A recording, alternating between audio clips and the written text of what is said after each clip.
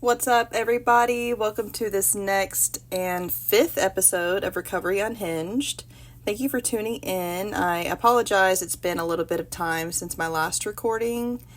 I've definitely learned about myself that my creative energy ebbs and flows quite a bit. So some weeks I'll find myself having a lot more energy for the different creative outlets that I like to try, whether that's painting or recording or as far as these episodes or whatever it may be. Sometimes I'm in way more spirits of doing these creative things, and other weeks are just a lot more quiet for me. They're a lot more internal, self-reflection, self-work, just kind of quietly going about my life for a little bit, and then the energy picks back up. So here we are.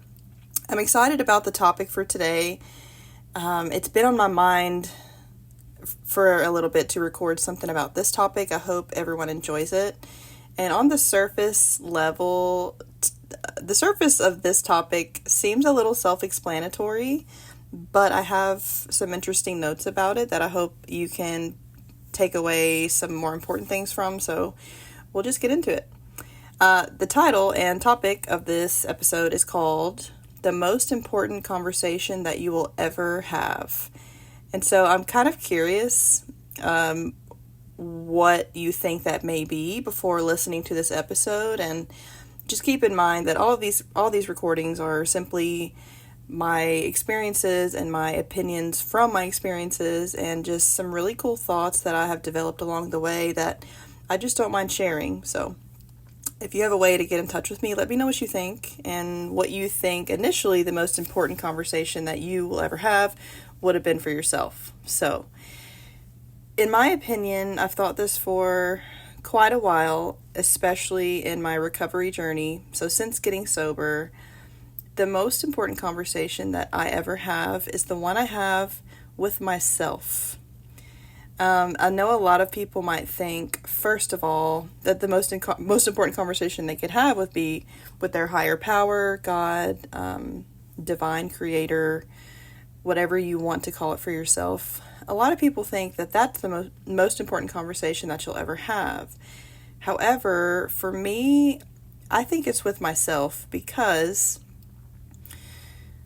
my connection with my higher power is heightened by the way that I talk to myself internally and the way that I keep myself on my path of recovery. If I steer away from that, or I start letting limiting beliefs come back into the picture, or if I'm in a negative headspace, I find that it's a lot harder for me to connect spiritually with, God for me, higher power. So that's why I think it initially stems with how you speak to yourself. So I came up with 3 main points of why I believe the most important conversation I'll ever have is with myself. And I'll share it with you now. So the first one has to do with basically like our makeup. So our makeup, we're made of we're not just one thing, in my opinion. Like, we're made up of so many there's so many pieces and moving parts that make us who we are. And part of us is our inner child, if that makes sense. So we have this inner child, and a lot of time when we talk to ourselves in a negative way, and we, like, I'm a piece of shit, like, I'll never be able to have anything good, like, life always happens to me, my life's never gonna be, all these negative things, they come from somewhere. And if we go to think about it, a lot of the negative things we may think about ourselves or say to ourselves, the way, we beat ourselves up over this or that, a lot of that may be stemming from something that happened in our life at maybe a young age, or like a long time ago. Maybe, not as necessarily in my case, I had parents that were physically there for me. They were young though, so there were some emotional connection challenges. But a lot of, maybe you didn't have a parent figure growing up. Maybe you didn't have a healthy environment that you grew up in. I don't know. There's so many different factors, but we have like an inner child that we all carry with us that there are a lot of parts of that still need to receive love. Some of your inner child may need to receive healing for you to stop having all these negative beliefs about yourself. So part of that is realizing that we have an inner child that's always with us still. You have an inner critic as well. So you have like an inner, that's the part of you that's so hard on yourself. Like the inner child may be a little bit broken and may need to feel love still from something somehow. And the inner critic or the inner parent or the inner authoritative figure, that's the one that's going to be when you're hard on yourself, when you beat yourself up, when you're just like, I should have done this, I should have done that, I'm so hard on myself, like I'm blah, blah, blah, blah, blah. So you have this inner child that needs love, possibly, or needs to be healed from something that may have happened. And you have this inner critic or this inner parent inside of you. And all of these little parts of you are always kind of working against each other or with each other. Like it just depends on if you're recognizing these parts of yourself. So the way we talk to ourselves, it's all this, subconscious. There's so many layers and layers of this, but the inner child may need to be loved. You may need to really dig deep on if you have a negative thought like, I'm never going to be loved. Well, where is that coming from? There may be something that happened to you that broke your trust or broke your value, your self-value. It could be things to do with your body or things to do with your emotional connection with people. Like, so maybe that's broken somewhere. So it's good to take a look back and be like, well, maybe what could have happened. By the way, gosh, can you think of how many things I'm saying like lead us to be in an addiction, active addiction, and like seeking validation from so many things that we feel whole and we feel loved and we feel connected and we feel, or we don't want to feel anything, right? So a lot of times it's anything I'm saying in a lot of these episodes, you can dig a little deeper into in your own life and say like, oh man, that could be a strong connection into why I need to feel the need to numb these feelings or feel supported in some way or just, here we go. Anyway, so inner child may need to be loved, right? And then whether we want to or not, that inner critic does live inside of us. It lives inside of me. What's that term a lot of people say? I'm my own worst critic. Well, yeah, because you're walking around with an inner critic all the time. But that's a good part. It's a good part of us to have. An inner critic is a good thing. It's a good thing to keep yourself accountable and realize right from wrong and try to steer us in the right direction. So the inner critic or that inner parent figure inside of us, like it's good to acknowledge that, but I don't want that part of me to have total control over my life. I mean, that just sounds a little miserable. I don't know if it does to you or not, but just constantly criticizing myself over and over, which I did. I had years of time in addiction where I did just constantly criticize myself. But what I hadn't taken a look at the fact that I had an inner child as well that was just taking the beating over and over and over from this inner critic inside of myself that needed to be acknowledged and needed to be loved, I needed to heal so much inside of myself. But I don't want that inner critic to have control. I want to acknowledge these pieces of myself, but I don't want either one to have control. I think we all need to work together. So a part of the conversation with myself is saying like, hey, I know there are all these little pieces inside of me that are trying to work together, trying to figure this out. Like, I'm just going to acknowledge the fact that if I'm being really hard on myself one day, I may need to look in the mirror and say, hey, inner critic self, we might need to tone it down a little bit because we're doing our best here. Like, we're really trying to do our best. We need to show a little bit of compassion to ourselves, okay? And it might sound weird that I'm saying we, as in probably sound like a crazy person, like I'm saying we to myself, but I hope this makes sense that I'm explaining it. So then we'll go to the next point that a lot of us, hopefully you already kind of know about this, but if not, it's a super cool thing.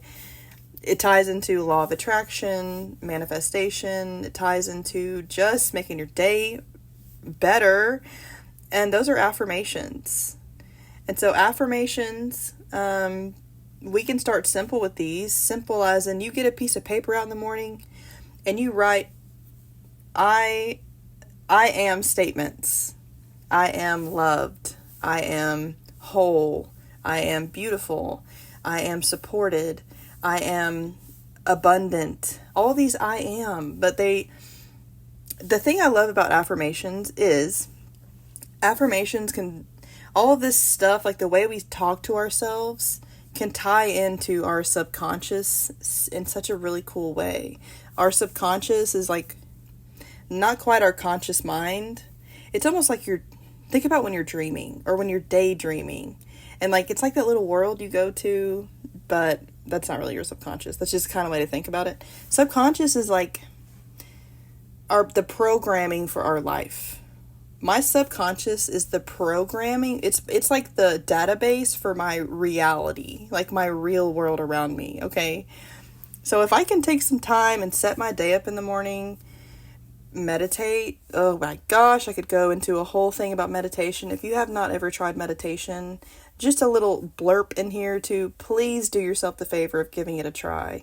I know, especially when I was coming out of addiction into recovery, everybody was like, meditation. I was like, yo, that is so weird. I don't see how that really does anything. And quite honestly, I can't calm my mind down enough to even try to sit there and listen to this meditation. I feel uncomfortable just sitting there. Whatever excuse you might come up with, I promise you I probably have as well. But do yourself the favor of just trying it. If it doesn't really go well, try it again. Like, it's kind of like training a muscle. Anyway, I'm getting off topic, but meditation literally is such a nice break in the day now, or a great way to start the day, or a great way to end the day. And it's a great way to help train your subconscious mind. It reprograms what's inside of you to directly, you see these things created in your reality, if that makes sense. Okay, let me readjust where I'm sitting. Okay, so affirmations are a super cool way to quite literally, talk to yourself. Affirmations are, like I said, what's cool about them is that you can write, even if your reality doesn't currently show something like, I am wealthy, or if you don't believe that you are beautiful, even if you don't believe it, you just start writing it down you just start writing it down anyway. If you don't believe you're beautiful, you get out your piece of paper and you write, I am beautiful. And then you go to the mirror and you look at yourself in the face and you tell yourself, I am beautiful. You can even tell yourself you are beautiful. It's just a conversation you're having with yourself. And slowly, that will seep into your subconscious. And over time, let me tell you what, you'll start believing it. Whatever you write down, whatever you tell yourself, you will start believing it. You will.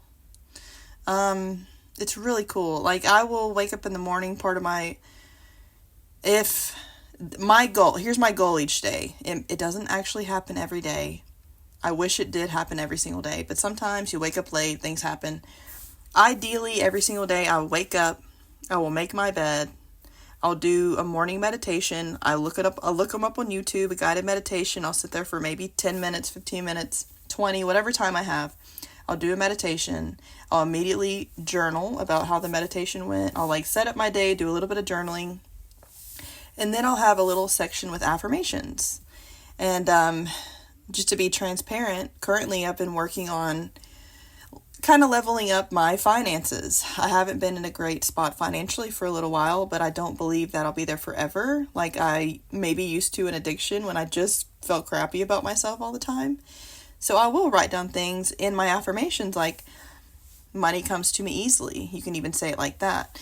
Money comes to me easily.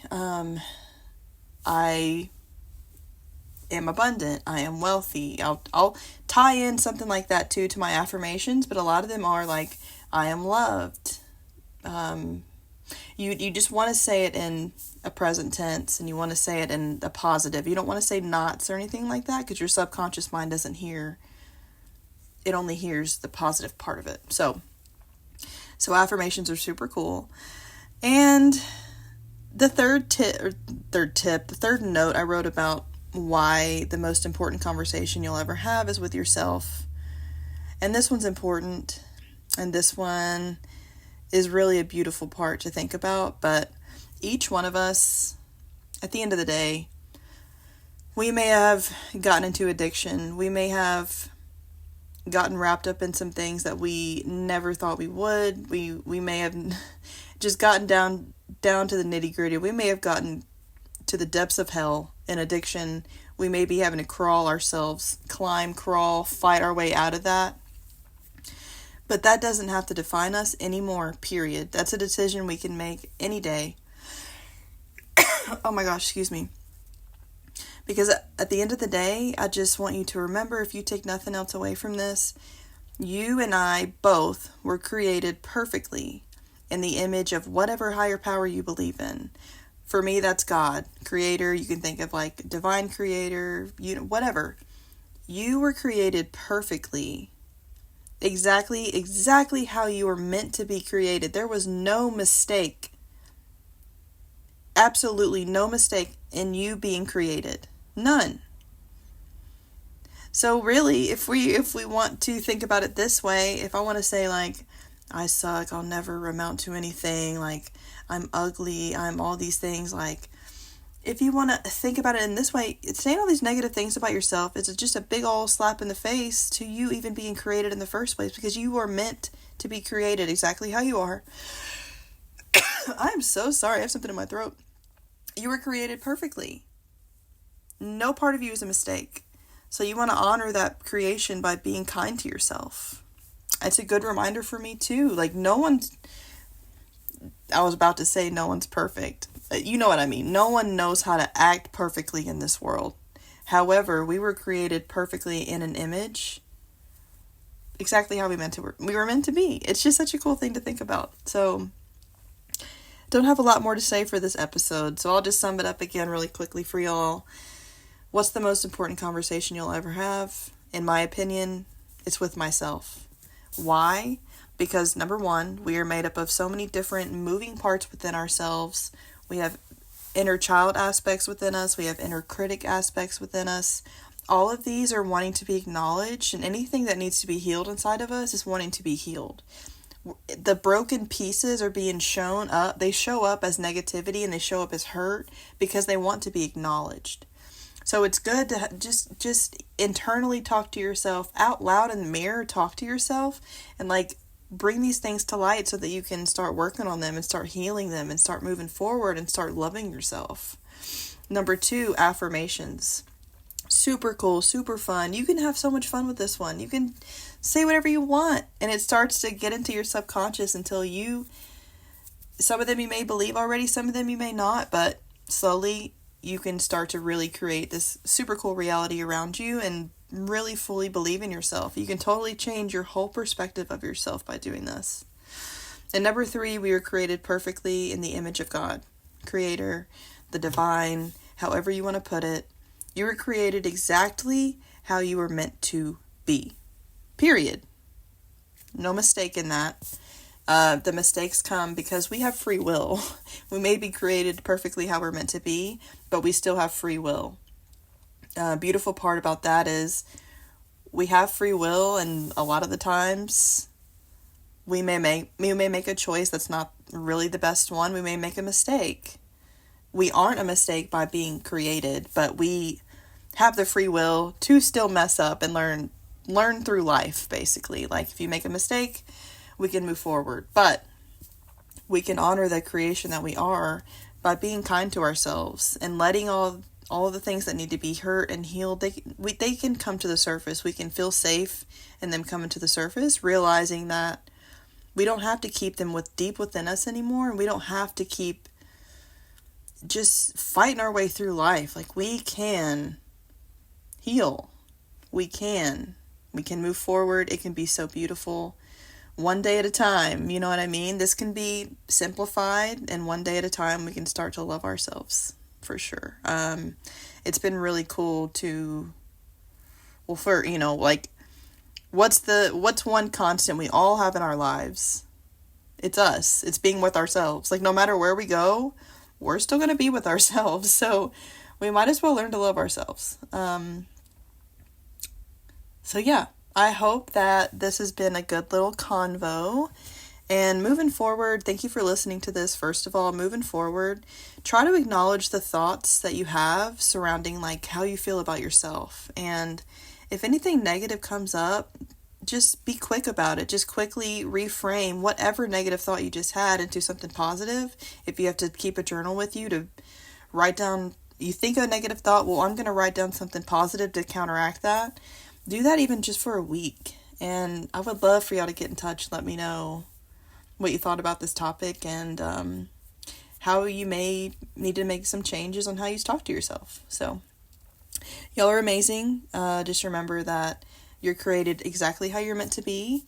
We can move forward and we can learn and heal and level up, baby. I love y'all. I'll see you on the next episode. Bye.